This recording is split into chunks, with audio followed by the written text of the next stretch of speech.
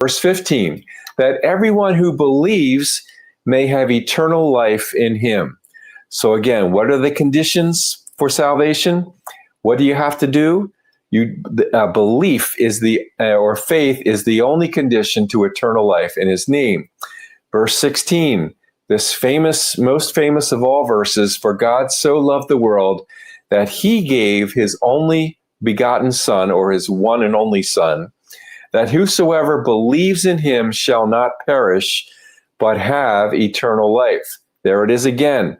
Belief results in eternal life and not perishing.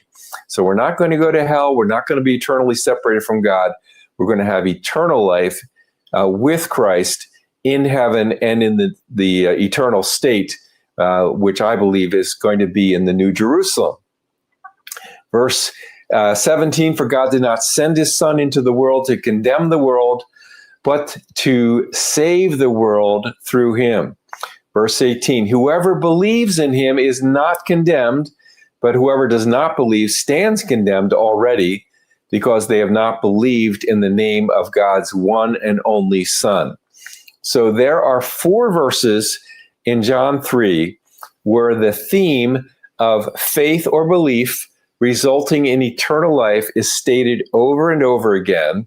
And so I maintain again that belief or faith is the only condition to salvation and eternal life. And I think John 3 and other passages as we're reading in John state that very, very clearly. John 5:24, this is one of the clearest such examples, although it's hard to get more clear than what we've already read.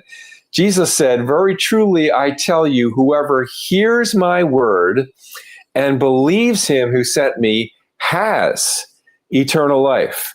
It's a present possession that comes from the act of believing, which occurred in this case in the past. So I believed in the past. At that moment, I received eternal life. I have eternal life.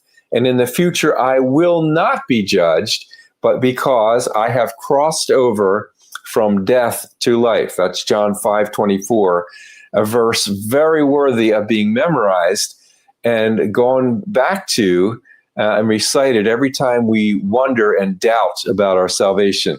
John 6:37-40, all those the Father gives me will come to me, and whoever comes to me I will never drive away. So we come once, we can never be driven away. For I have come down from heaven not to do my will, but to do the will of him who sent me. And this is the will of him who sent me, in other words, the will of God the Father,